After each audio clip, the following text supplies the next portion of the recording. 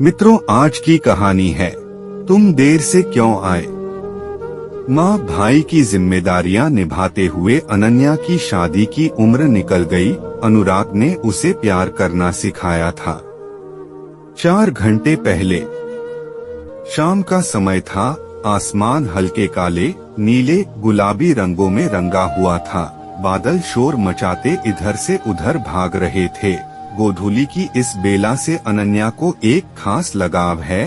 हाथ में चाय का कप लिए वह बालकनी में खड़ी थी। नभ में उमड़ते घुमड़ते बादलों की तरह उसके मन में भी तरह तरह के विचार आ जा रहे थे।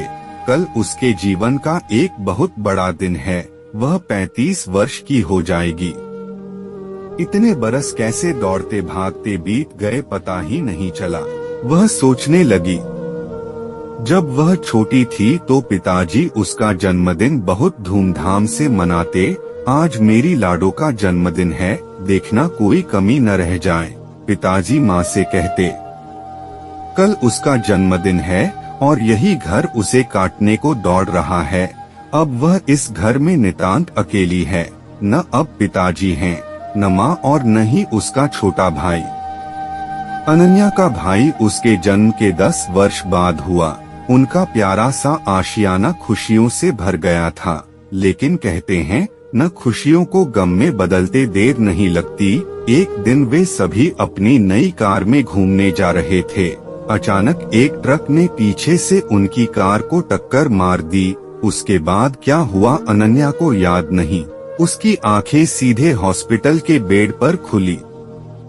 इस हादसे में उसके पिताजी चल बसे। पिताजी की मौत के बाद माँ तो जैसे सुन्न हो गई। जो भी घर पर आता कहता, बेटी अब तुम ही इस घर का बेटा हो, तुम्हें ही सारी जिम्मेदारी संभालनी है। अपनी माँ और छोटे भाई का ध्यान रखना। इस दुर्घटना के समय अनन्या की उम्र 19 वर्ष थी और वह कॉलेज के 2nd ईयर में थी। जीवन के कठोर यथार्थ से उसका कभी वास्ता नहीं रहा। लेकिन आज नीति ने उसे पथरीली जमीन पर लाकर पटक दिया।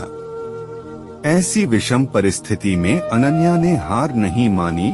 उसने ठान लिया कि चाहे कुछ भी हो जाए, लेकिन वो अपनी जिम्मेदारियों से पीछे नहीं हटेगी। अपनी माँ और भाई को एक बेहतर जिंदगी देगी। पिताजी के ऑफिस में ही उसने नौकरी शुरू कर दी। बुद्धिमान और होनहार तो वह थी ही, मेहनत में भी उसने कोई कसर नहीं छोड़ी। देखते ही देखते वह ऑफिस के सारे काम कुशलता पूर्वक करने लगी।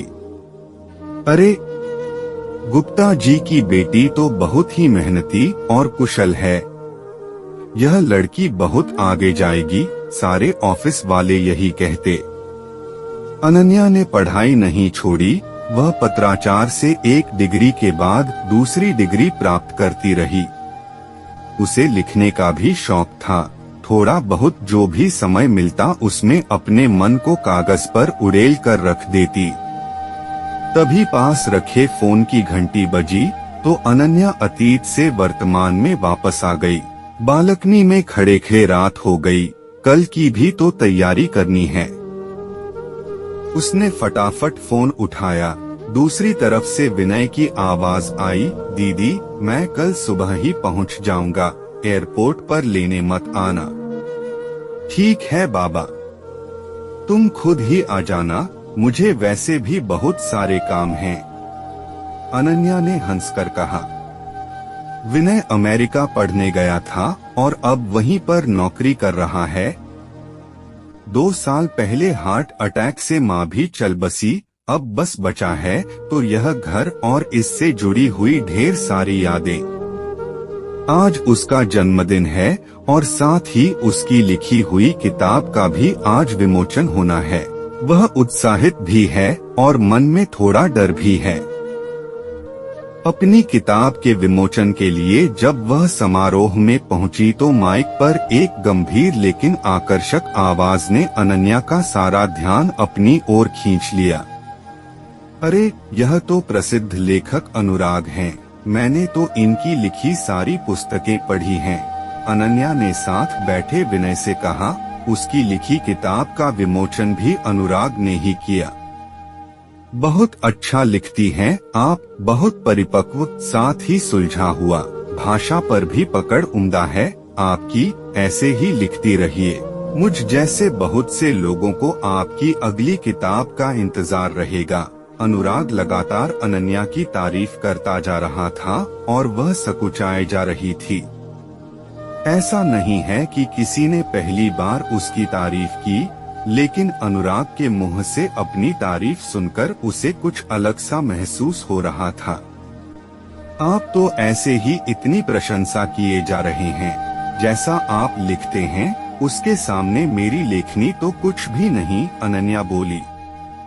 अच्छा, अब आप बातें ही करती रहेंगी या कुछ पार्टी वार्टी का भी इंतजाम है? मेरे पेट में तो चूहे दौड़ रहे हैं। वैसे भी आज आपका जन्मदिन है, पार्टी तो बनती ही है, अनुराग हंसकर बोला। जी बिल्कुल, आपके जैसे महान लेखक को मैं पार्टी दे सकूं, यह तो मेरी खुशकिस्मती होगी, अनन्या ने भी मुस्कुराकर जवाब दिया। खाना खाते समय दोनों बातें करते रहे, कुछ कहते कुछ सुनते। दिन कब शाम के आगोश में चला गया, दोनों को पता ही नहीं चला।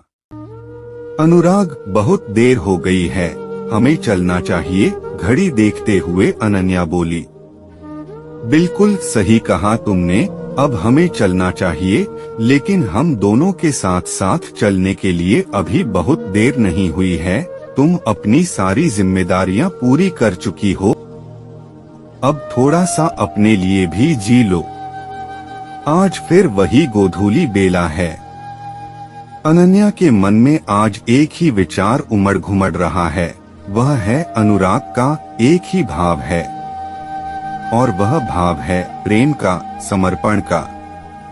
अनन्या ने अनुराग से कुछ कहा नहीं, उसकी आंखों में देखा और धीरे से मुस्कुराकर उसके कंधे पर अपना सिर रख दिया। दोनों मिलकर ढलते हुए सूरज को देखते रहे, क्योंकि वे जानते थे